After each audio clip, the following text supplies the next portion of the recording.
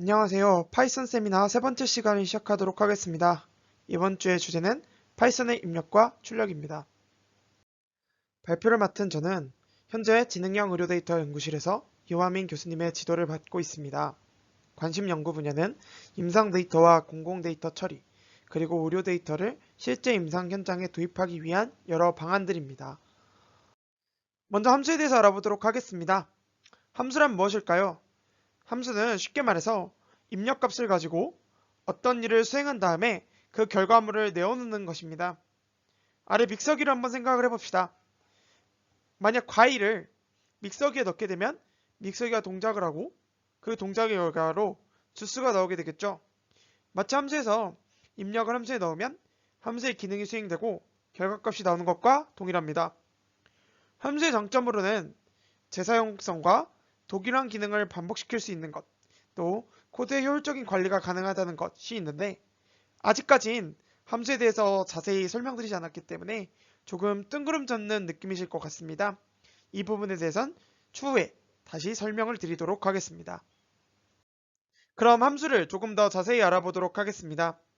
함수는 크게 선하는 부분과 호출하는 부분으로 나누어져 있습니다. 선하는 부분은 말 그대로 함수를 선언하는 곳입니다. 함수를 선언하고 정의할 때에는 df를 적어주시고 함수명, 매개변수, 수행할 기능, 반환 이 네 가지를 고려해 주셔야 합니다. 호출하는 부분은 함수를 사용하는 곳입니다. 함수명을 적어주시고 매개변수에 넘겨줄 인자를 고려해 주셔야 합니다. 함수 자체도 아직 낯서신데 너무 많은 모르는 용어가 나와서 혼란스러우실 것 같습니다. 그래서 이 페이지에서는 함수를 선언하고 사용하는 구조와 매개변수와 인자 이 두 가지의 차이만 알고 넘어가셔도 좋을 것 같습니다. 오른쪽을 한번 보시겠습니다. say라는 함수를 선언하고 호출을 하고 있습니다. 선언하는 부분을 보시면 함수의 명은 say이고 매개변수는 a와 b입니다. 그리고 수행할 기능으로는 a는 b고 말했다 라는 프린트문을 하나 기능으로 가지고 있습니다. 리턴이 써있지 않은 것으로 봐서는 반환값이 없는 것인데요. 이 부분에 대해서는 뒤에서 더 자세히 설명드리도록 하겠습니다. 호출하는 부분을 보시죠. a라는 파라미터에 파이썬을 인자로 넘겨주고 있고 b라는 파라미터 매개변수에는 어렵지 않다 라는 인자를 넘겨주고 있습니다. 그 결과로 파이썬은 어렵지 않다고 말했다. 결과가 잘 출력되고 있네요. 이번에는 파라미터에 a와 b가 어차피 선언되어 있으니 이걸 인자로 한번 호출을 해보도록 하겠습니다. 결과를 한번 볼까요? 안타깝게도 에러가 발생하고 있네요. 인자와 파라미터는 무슨 차이일까요? 한번 A라는 나라가 있다고 해보겠습니다. 그리고 이 A라는 나라 안에는 B라는 말이 있다고 해보겠습니다. 이때 B나라는 말을 운영하기 위해서 필요한 물품, 그 물품 중에 A에서 공급을 받아야 하는 물품을 정해두었습니다. 이 물품을 물품 1과 물품 2라고 한번 해보겠습니다. 그랬을 때 이 물품 1과 물품 2에 각각 여러 항목들이 다양하게 포함될 수 있겠죠. 이것을 A나라에서는 해당하는 품목을 맞춰서 이 B에 넘겨줘야 B의 운영이 가능하겠죠. 다시 말해서 인자라는 것은 A나라에서 B마을의 운영을 위해서 넘겨주는 물건 정도가 되겠다라고 생각해 보시면 되겠습니다. B마을이 물품 1과 물품 2가 필요하다고 선언해 두었으니 A마을은 이 물품 1과 물품 2에 포함된 물건을 전달해 줘야겠죠.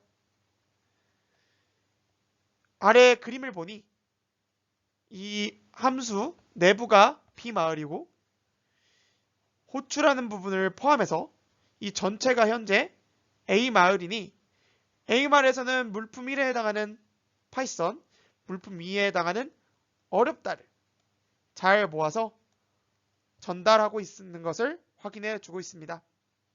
즉, 파라미터와 함수 내부의 a와 b, 인자 a와 b, 여기서 선언한 이 두 부분이죠. 이 두 부분은 이름만 같았을 뿐이었네요. 함수에 익숙해지기 위해서 계산기를 만드는 연습을 한번 해보겠습니다. 필요한 것들은 여기에 다 적어두었습니다. 그리고 입력의 형태와 출력의 형태도 적어두었으니 잠시 영상을 멈추고 한번 읽어보신 뒤 직접 구현해 보시기를 바라겠습니다.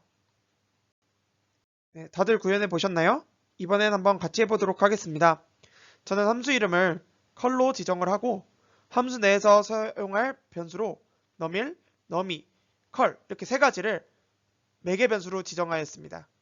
그리고 기능으로는 컬이 더하기일 때, 빼기일 때, 곱하기일 때, 나누기일 때 각각 사칙 연산이 가능하도록 기능을 구현해 두었습니다. 그리고 else를 통해서 만약 사칙 연산 이외에 문자가 컬로 들어왔을 때 잘못된 입력이라는 말을 출력할 수 있도록 해두었습니다. 결과를 보시죠. 호출을 보시면 함수 이름을 불렀고 10을 너밀에, 5를 너미에, 더하기를 컬에 넣어서 더하기 기능을 수행하도록 했습니다. 결과는 15로 잘 나왔죠. 이번엔 나누기를 한번 컬에 넣어보죠. 몫은 2로, 나머지는 0으로 계산기가 잘 작동하고 있음을 확인해 볼 수 있습니다. 이번에 구현한 함수에도 역시 return이라는 반환하는 부분이 없네요. 처음에 return도 필요하다고 말을 해놓고 계속 return을 선언하지 않았었죠. return은 대체 무슨 역할을 하는 것일까요? 지금부터 한번 알아보겠습니다. 매개 변수와 return을 모두 넣어서 함수를 구현했습니다. 보시면 함수명, 기능, 매개 변수, return 이 모두 들어가 있죠. 이때 이 함수를 호출하게 되면 함수의 프린트 기능이 실행이 되고 반환값으로 return을 보내고 있습니다. 네, return이 잘 반환이 되고 있죠. 이번에는 같은 함수인데 return을 제외해 보았습니다. 그리고 호출을 해봤습니다. 차이가 보이시나요? 이 부분에 out이 사라졌습니다. 다시 말해서 이 함수는 return을 지정해 두지 않았기 때문에 어떠한 값도 내보내지 않은, 즉 none을 반환하고 있음을 확인해 보실 수 있습니다. 반환값이 있고 없고가 어떤 차이가 있을까요? 한번 예시를 들어보겠습니다.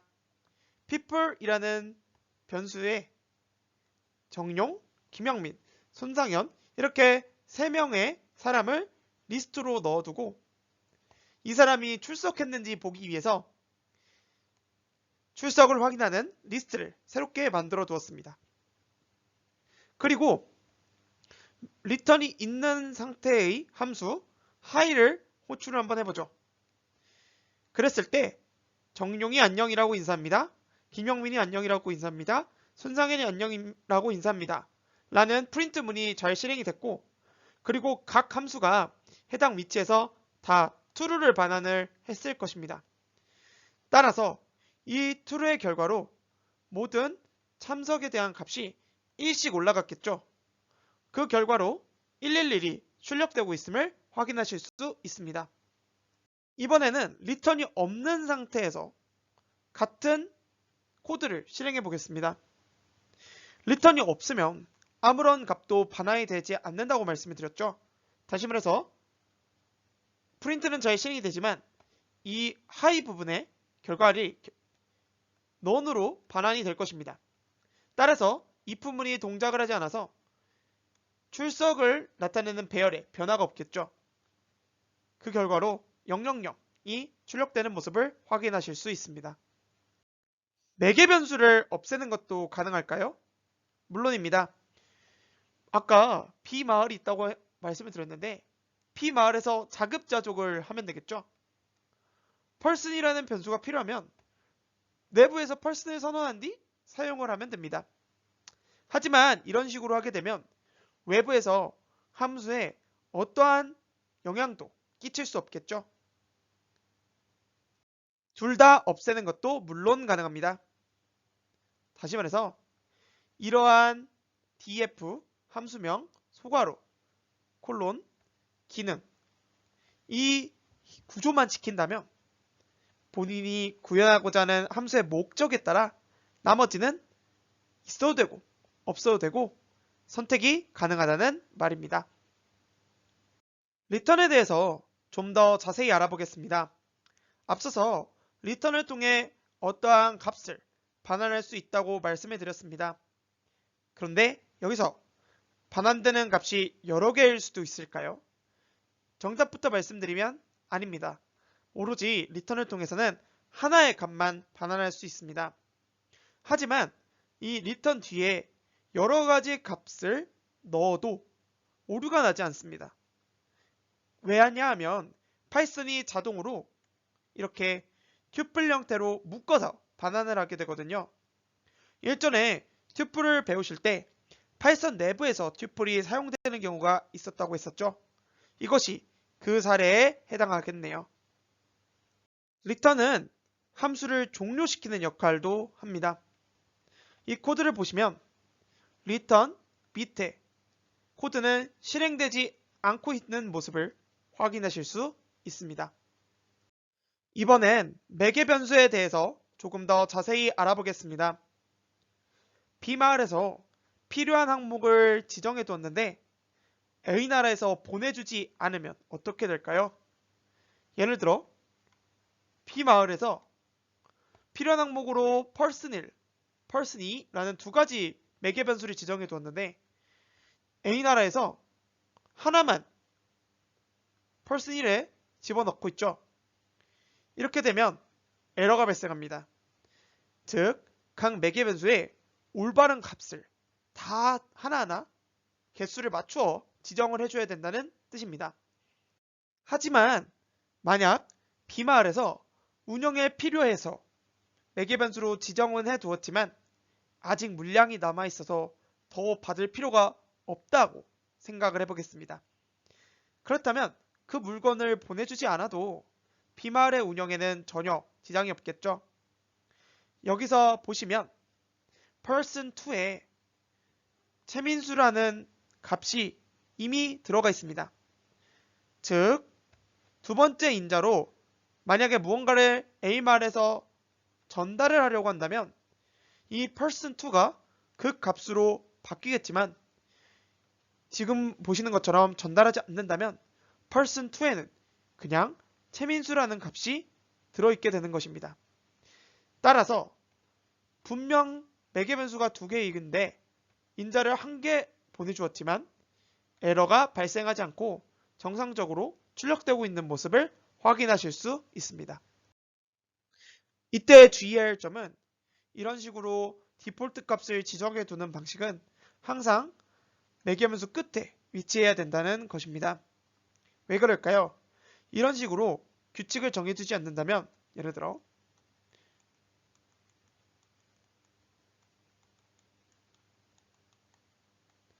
이렇게 함수를 선언을 하고 C에 3을 넣고 싶다 라고 생각을 해보겠습니다. 그러면 이런 식으로 넣으면 되나요?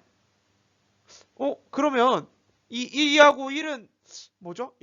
아니면 이 부분을 어차피 디폴트 값이 선언이 돼 있으니 이렇게 비우면 될까요? 네, 혼란이 오기 시작합니다.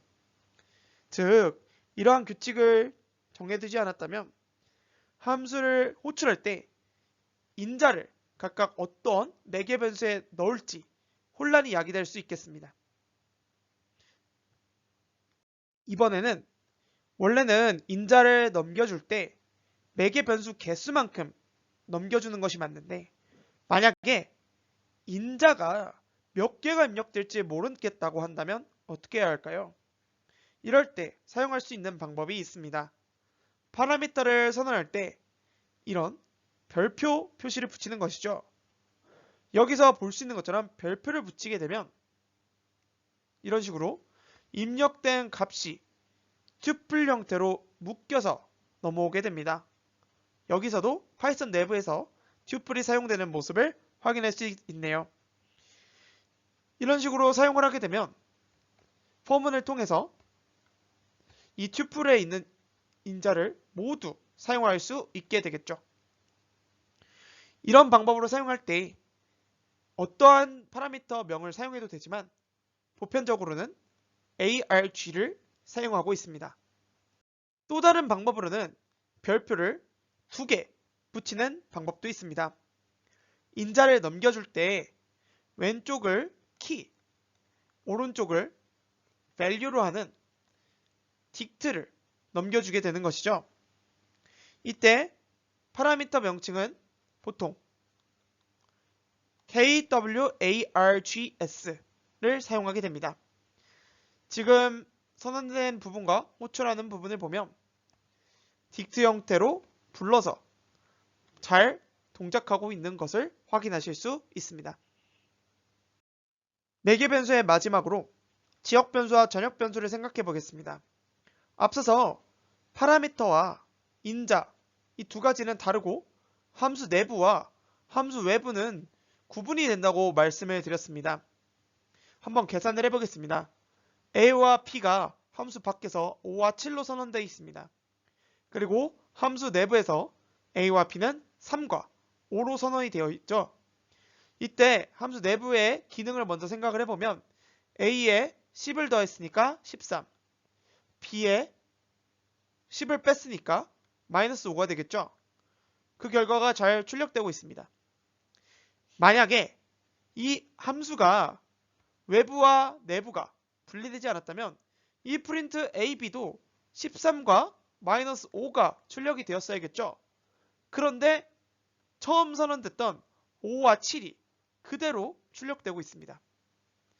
즉 함수 내부와 외부가 이렇게 분리된 모습을 확인하실 수 있겠습니다. 전역 변수와 지역 변수 이 두 가지의 차이는 가끔 에러를 만들기도 합니다. 차근차근 살펴보겠습니다. 함수를 먼저 이렇게 분리를 하고 a가 지금 3이 선언되어 있습니다. 그리고 함수가 선언되었을 때 함수 내부에서는 b와 c가 선언이 되어 있죠. 그러고서 a, b, c를 출력하라고 했더니 3, 5, 7이 잘 출력이 됐습니다. 지역 변수와 전역 변수는 분리가 됐다고 말을 했는데 왜 오류가 나지 않고 잘 출력이 됐을까요? 자, 함수 내부에서 선언된 것을 지역 변수라고 볼 수 있고 함수 외부에서 선언된 것을 전역 변수라고 볼 수 있는데 파이썬에서는 함수의 변수를 탐색을 할 때 지역 변수를 먼저 탐색을 하고 전역 변수를 탐색하게 됩니다. 따라서 이 함수 내부에 지역 변수에 a가 있나 하고 봤더니 없었죠. 그래서 전역 변수를 탐색을 합니다. 전역 변수에는 3이 있네요. 그래서 3, 5, 7이 정상적으로 출력됨을 확인하실 수 있겠습니다. 그런데 함수 외부에서는 조금 사정이 다릅니다. 현재 전역 변수 탐색 상태이고 a가 3이 들어가는 것은 확인이 되었지만 b와 c는 전역 변수 이전에 탐색이 되었어야 되는데 지역 변수에만 선언이 되어 있기 때문에 탐색이 이렇게 역방향으로 이루어질 수가 없습니다. 다시 말해서 함수 밖에서 b와 c에 어떤 값이 들어갔는지 찾을 수 없는 것이 되죠. 따라서 c가 define 되지 않았다는 이러한 오류를 출력하고 있는 것입니다. 지역 변수를 전역 변수로 만드는 것도 가능할까요? 물론 가능합니다. 글로벌이라는 것을 활용해서 손쉽게 전역 변수로 만들어 볼 수 있는데요. 앞선 사례에서 함수 내부와 외부가 분리되었기 때문에 함수 내부에서 13, 마이너스 5가 출력이 되더라도 그 결과가 밖에 영향을 끼치지 않는다고 말씀을 드렸죠. 그래서 5와 7이 출력이 됐었습니다. 그런데 지금 사례에서는 a와 b가 전역 변수이기 때문에 a와 b는 함수 내부뿐만 아니라 함수 외부에도 영향을 끼치게 됩니다. 그래서 지금 이 사례를 확인해 보시면 13과 마이너스 5로 출력이 되는 모습을 확인하실 수 있습니다.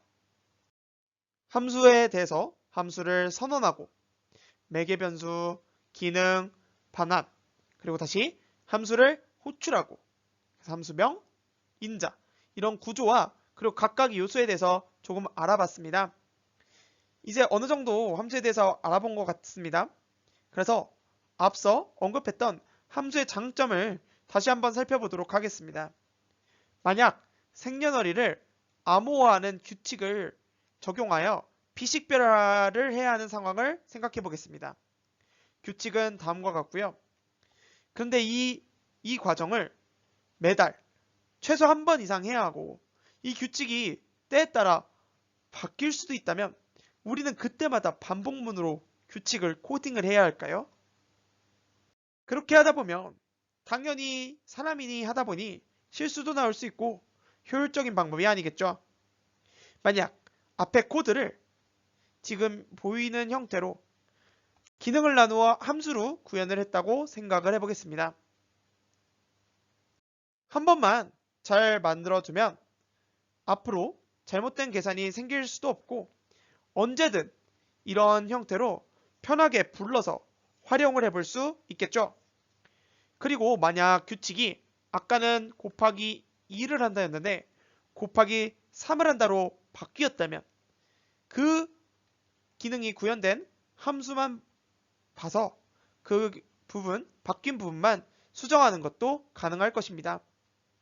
데이터 전처리를 할 때 여러 데이터 프레임에 동일한 방식으로 전처리를 적용하고 싶다면 이때 함수를 사용해서 반복 작업도 줄이고 각 데이터 프레임마다 실수 없이 같은 방법을 적용해 볼 수도 있을 것 같습니다.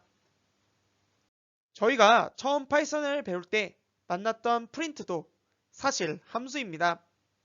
함수에 대한 설명을 보시면 이렇게 별표가 하나 있으니 몇 개가 입력되든 튜플 형태로 묶여서 입력이 될 것이고 그리고 뒤에 보시면 디폴트 값이 선언되어 있기 때문에 이 값을 저희가 굳이 넣어주지 않더라도 프린트에서는 에러가 나지 않을 것임을 생각해 볼 수 있죠.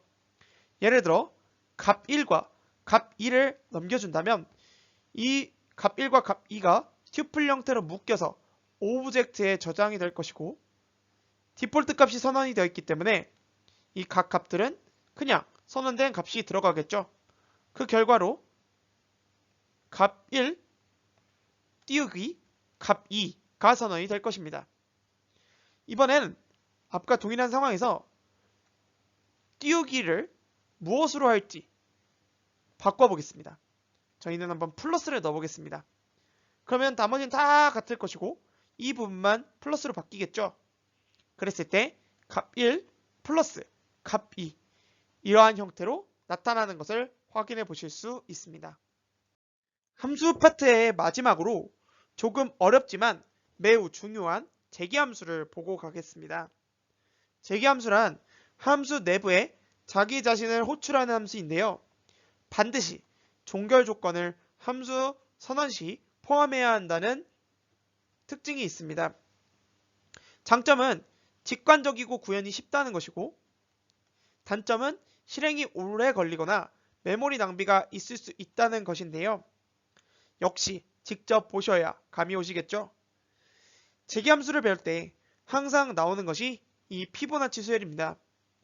피보나치 수열이란 이전에 두 값을 더한 값으로 수열을 만들어 가게 되는데요. 예를 들어 1이라는 값이 있게 된다면 그 다음 값은 2, 그 다음 값은 1 더하기 2, 3, 그 다음 값은 2 더하기 3, 5, 그 다음 값은 3 더하기 5, 8. 지금 보이시는 이 형태처럼 피보나치 수열이 전개되게 됩니다. 제가 뭐라고 말씀드렸죠? 재기함수는 매우 직관적이라고 말씀을 드렸습니다. 지금 이 마지막 파트, 이 파트를 보시면 우리가 지금 알고자 하는 이 피보 n 번째 값은 이 전값과 두 번째 전값 의 합시다. 이 부분이 매우 무식하게 직관적으로 구현된 것을 볼 수 있습니다. n이 4가 들어오는 상황을 가정해서 다시 한번 살펴보도록 하겠습니다. 그러면 4가 함수 내부로 들어가서 1보다 작거나 같냐? 라고 물어보고 있는데 아니죠. 즉 피보 4는 피보 3과 피보 2로 나눠지게 되겠습니다. 그리고 피보 3을 다시 호출이 되었으니 보면 피보 3의 3도 m이 1보다 작거나 같지 않죠. 얘도 피보 2와 피보 1로 나눠지게 될 것입니다. 피보 2는 다시 1보다 작거나 같지 않으니까 피보 1과 피보 0으로 나눠지게 되겠죠. 피보 2는 피보 1과 피보 0으로 나눠진다고 말씀을 드렸습니다. 자, 이제 한번 살펴보죠. 피보 1에서 인자로 1, 2, n에 넘어가고 있는데 1보다 작거나 같기 때문에 1이 리턴되고 마찬가지로 1이 리턴되고 1이 리턴되고 1이 리턴되고 1이 리턴됩니다. 즉, 이 결과는 5라는 값이 최종적으로 호출되게 될 것입니다. 과정이 직관적으로 이해가 쉽지 않은데 제가 재기 함수의 장점이 직관력이라고 말씀을 드렸었죠. 앞서서 피보나치 수열이란 현재 값을 전개를 해 나가는데 어떻게 전개하냐면 두 개 전의 값과 하나 전의 값을 더해서 전개한다고 말씀을 드렸죠. 이 부분을 다시 한번 보시기 바랍니다. 피보 n은 리턴한다. 피보 n-1과 피보 n-2를. 이 부분을 보시면 이 복잡한 이 밑에 과정을 보시지 않더라도 이렇게 전개가 되겠구나가 직관적으로 보이실 거라고 생각합니다. 재계함수는 정말 다양한 알고리즘 구현에 활용이 될 수 있습니다. 특히 다양한 서치 알고리즘, BFS, DFS, 이진탐색 등에 주로 활용이 될 수 있는데요. 이것들은 알고리즘 시간에 더 자세히 배울 테니 오늘은 자세한 부분은 생략하도록 하겠습니다. 어쨌든 재계함수가 매우 중요하니 저랑 같이 몇 가지 재계함수를 더 구현해보며 연습하는 시간을 가져보겠습니다. 이번에는 순열과 조합을 한번 구현해 보도록 하겠습니다. 자, 순열에 대해서 한번 자세히 살펴보도록 하겠습니다. 만약에 2, 5, 7 중에 두 가지를 고르는 3P2 상황을 고려해 보도록 하겠습니다. 자, 그러면 여기서 이 레벨은 지금 두 개를 뽑아야 되는데 현재까지 뽑은 개수입니다. 그리고 이 K는 뽑아야 되는 개수. 여기선 2가 되겠죠. 이거는 뽑은 개수. 그리고 이 P는 순열을 저장할 리스트입니다. 리스트. 뽑은 숫자를 저장할 리스트.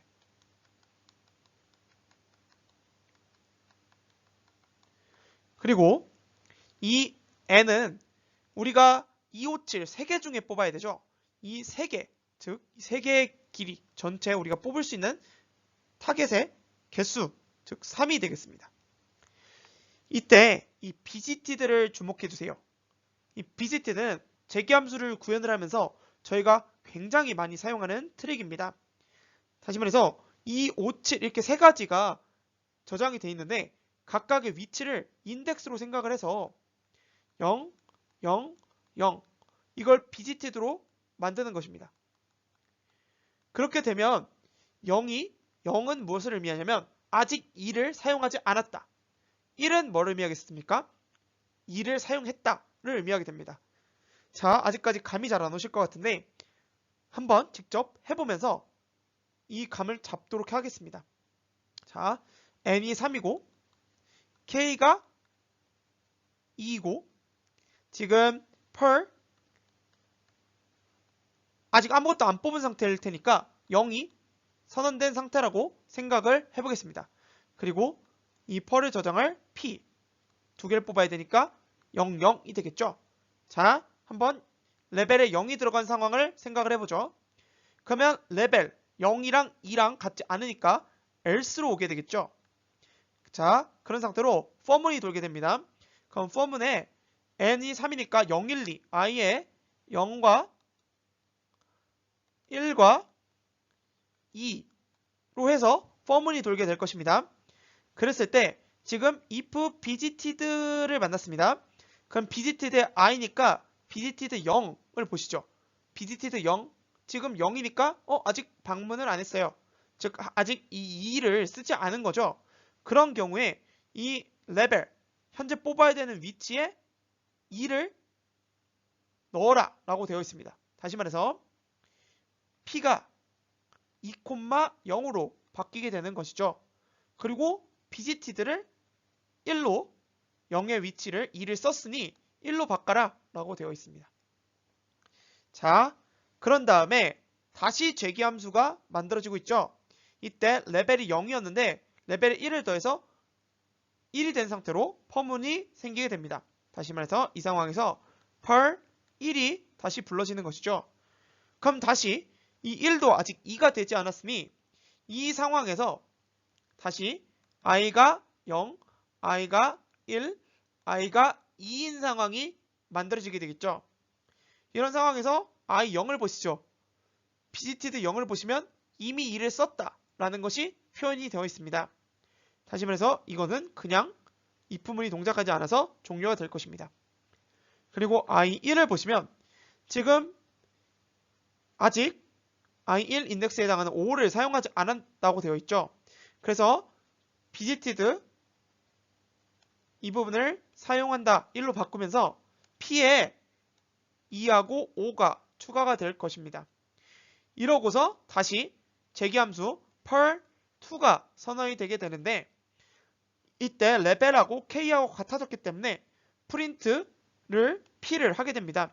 다시 말해서 2와 5가 제일 먼저 출력이 되겠죠. 그러고서 이 함수는 이 i에 해당하는 함수 여기는 종료가 될 것입니다. 다만 이 과정에서 뒤에 보시면 종료를 할 때 visited i 다시 말해서 지금 i가 1인 상황이었는데 그때 다시 0으로 만들고 있죠. 왜 그럴까요? 이 값을 넣지 않으면 저희는 5는 이제 앞으로 어느 곳에서도 사용할 수 없게 되겠죠. 다시 말해서 이 값을 다시 0으로 바꿔주고 종료를 하게 되는 것입니다. 이제 i가 2가 되었습니다. i2를 보시면 지금 인덱스 2에 해당한 채도 사용하지 않았죠. 다시 말해서 2와 7이 채워지게 되겠죠. 그런 상태로 visited를 만나서 이 인덱스 2에 해당하는 값이 다시 1로 바뀌게 됩니다. 그리고 다시 per 2가 불러지게 되겠죠. 보시면 레벨하고 k하고 같아졌으니까 이제 출력을 하게 되겠습니다. 그래서 이 부분이 다시 2번으로 출력이 되고 이 번은 종료가 되겠죠. 그리고 다시 이 인덱스 2를 나중에 7을 다시 사용하기 위해서 0으로 돌려놓게 됩니다. 그래서 i가 0일 때 25, 27을 만든 상태로 지금 i가 종료가 되었습니다. 그러면 i가 종료가 되면서 이 퍼문이 종료가 되면서 다시 뒤에 visited를 만나서 i가 0인 상황 다시 말해서 이 값도 0으로 만들고 이 i가 종료가 되겠습니다. 이런 식으로 i가 1, i가 2인 상황이 반복이 돼서 결과가 나오게 되겠죠. 지금 각 항목에서 2개씩 나오고 있으니 전체 6개가 나오면서 저희가 원하는 25, 27, 57, 75, 72,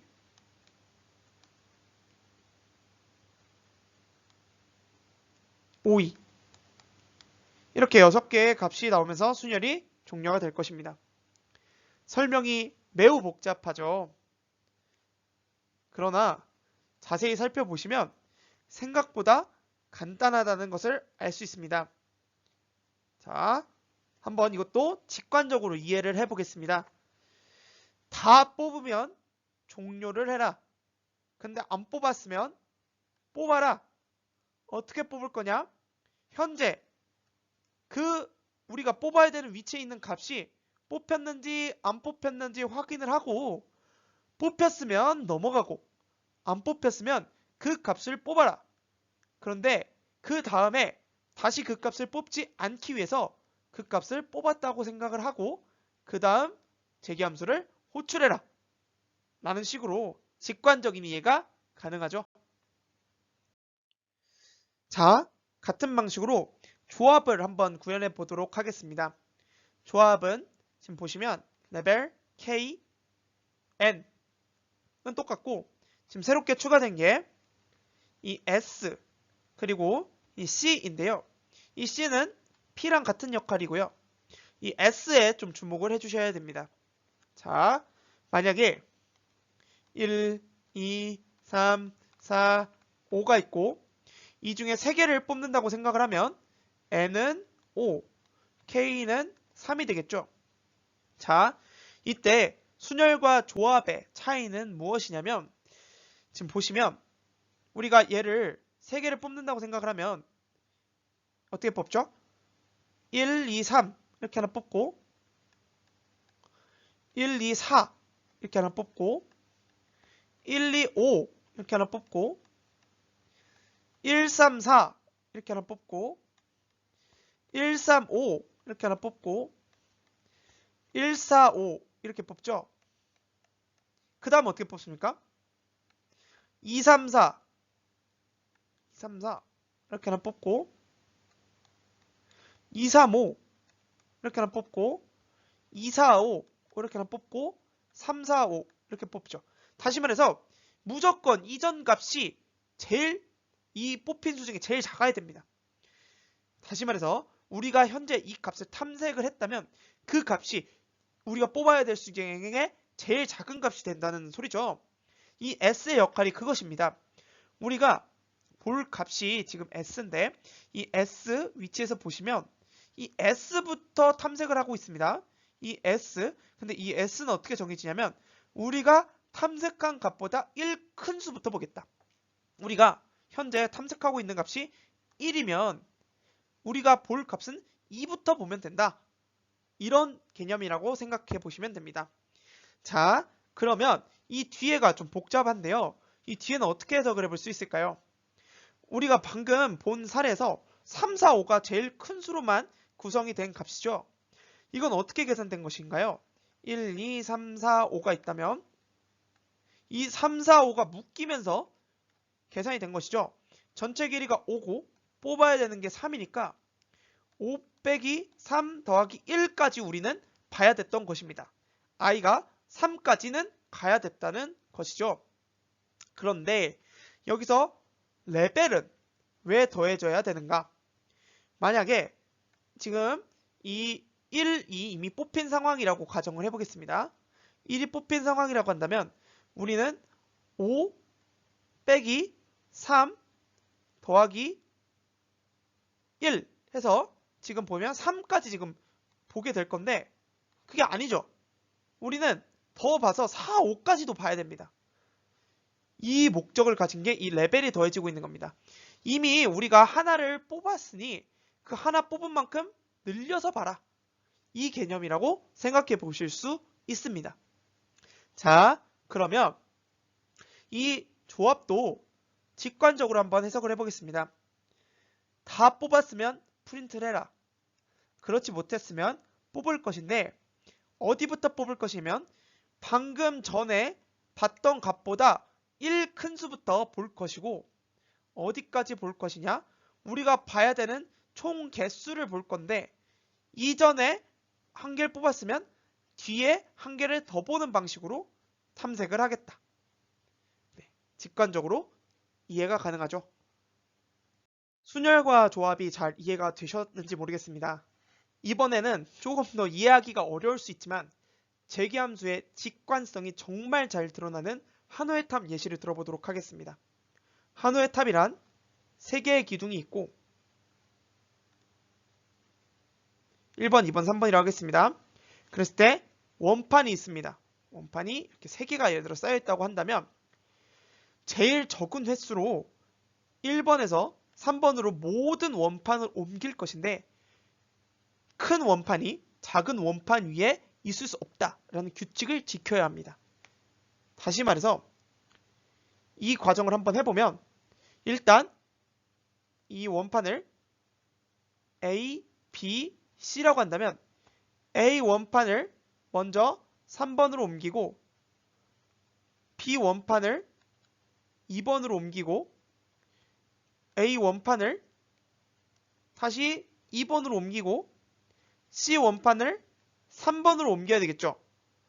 왜냐하면 제일 큰 게 차곡차곡 쌓여 가야 되니까 이 C가 이쪽으로 갈 수 있도록 모든 이 C보다 작은 원판을 2로 옮겨놔야 되는 것입니다.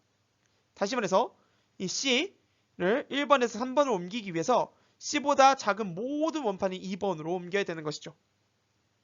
이 과정이 구현되면 이 한우의 탑은 자연스럽게 끝이 나게 됩니다. 자, 살펴보겠습니다.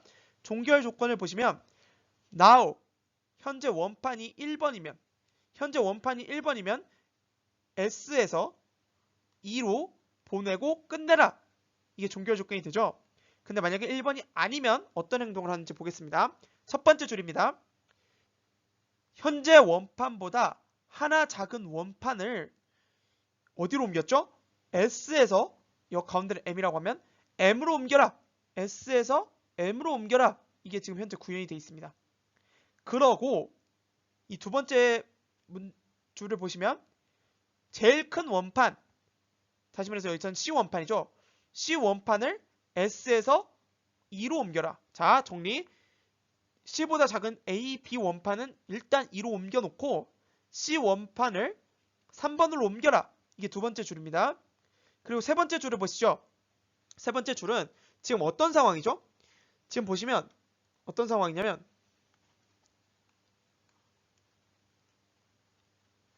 지금 이런 상태고 C, B, A C, B, A에서 어떤 상황이냐면 이 C가 없어져서 여기에 쌓였어요. 그쵸? 그리고 여기에 B와 A가 있는 상태죠. 다시 한번 정리해서 그려보겠습니다. 자, 어떤 상태냐면 여기에 C가 쌓여있고 여기에 B와 A가 쌓여있는 이런 상태죠. 그러면 이 상황에서 생각을 해봤을 때 이제는 어떻게 해야 되죠? 이제 이 B를 이 3번으로 옮기기 위해서는 이제 여기가 S 시작 지점이 되고 이 B보다 작은 A를 이 첫 번째 1번으로 옮겨줘야 되죠. 1번이 그러니까 도와주는 역할인 미드가 되는 것이고 그 다음에 B를 최종적으로 3으로 옮길 것이니까 결국 이 부분이 2가 되는 겁니다. 이해가 되세요? 그러니까 다시 말해서 이 M과 S를 결국 바꿔가면서 이 현재 쌓여있는 것 중에 자기보다 제일 큰 것보다 제일 작은 모든 것을 아무것도 없는 곳으로 다 옮기고 제일 큰 거를 2로 옮기는 과정을 반복하는 것입니다. 자, 3번을 한번 보시면 이제 이 M과 S가 지금 바뀌었죠. 왜냐하면 현재 원판이 모두 2번 위치에 있으니까 2번 위치가 S가 되고 빈 기둥이 M이 되는 것입니다. 그래서 이 3번을 보시면 이것이 직관적으로 구현이 되어 있죠. 이것을 모두 사용하게 되면 재기함수가 동작을 해서 한호의 탑의 이동 순서가 출력이 되게 됩니다. 매우 직관적인 재기함수의 특징이 잘 드러나고 있는 것 같습니다. 재기함수가 매우 어렵습니다. 저도 매우 어렵다고 생각을 하고 그래서 실습 문제를 미리 제시를 하도록 하겠습니다. 만약 모르는 부분이 있다면 언제든지 저에게 질문을 하셔도 좋습니다. 이 앞부분에 대해서도 이해가 가지 않으신다면 언제든지 저에게 질문을 하셔도 좋습니다. 그리고 이 문제를 풀 때 알고리즘을 푸는 시간이 아니니까 최대한 무식하게 구현하는 걸 목표로 한번 해보겠습니다. 실습 문제를 한번 읽어보시고 뒤에 예시도 준비해 놓았으니 한번 모두 직접 해보시길 바라겠습니다. 조금 힌트를 드리자면 현재 9번의 위치에서 갈 수 있는 모든 배열을 탐색을 해보고 그것 중에 제일 가까운 위치로 움직이는 그런 재기함수를 구현해 보면 되겠죠. 네. 말은 쉽지만 쉽지 않을 테니 모르는 부분이 있다면 언제든지 질문을 해주시길 바라겠습니다. 다음으로 입력에 대해서 간단히 알아보겠습니다. 파이썬의 인풋이 입력을 위한 방법이죠. 사실 다 아시는 부분일 것 같아서 대표적인 입력 방법 몇 가지를 소개하고 입력 부분은 마치도록 하겠습니다. 일단 입력 결과는 다들 아시다시피 문자열이 들어오게 됩니다. 그리고 이 괄호 안에 입력받을 문구를 넣게 되면 이런 밑에 이 보이는 방식으로 사용자에게 입력받을 때 보여줄 문구를 띄울 수 있습니다. 그리고 스플릿을 사용하게 되면 이렇게 띄어쓰기로 입력된 그런 문자를 리스트로 바꿔서 저장해 볼 수 있습니다. 만약에 인풋이 이렇게 붙어 있는 문자로 들어오게 된다면 이렇게 리스트만 붙여줘도 각자 이렇게 모든 문자가 잘려서 리스트에 저장이 되게 되고요. 만약에 띄어쓰기로 문자가 들어왔는데 이게 다 숫자여서 숫자형 자료로 바꾸고 싶은 경우에는 앞에서 보신 것처럼 인풋 스플릿을 하게 되면 숫자가 다 이렇게 문자로 표현되는 이제 숫자들이 다 리스트로 저장이 되겠죠. 이것을 맵 함수를 이용해서 다 인트 형태로 바꾼 뒤에 출력을 해보실 수 있습니다. 또 이 리스트의 파이썬의 독특한 특징을 활용해 가지고 인풋을 이런 형태로 여러 번 입력받아 리스트에 각각 저장을 해볼 수도 있고요. 이것은 또 인풋과는 좀 다른 얘기긴 한데 만약에 우리가 이 nums가 이렇게 자유분방하게 여러 숫자가 들어왔다고 쳤을 때 이 숫자를 각각 몇 개인지 카운트하는 그런 입력을 받는다고 생각을 하면 이런 방식으로 또 입력을 받아보실 수 있습니다. 다음 내용은 파일을 읽고 쓰는 방법입니다.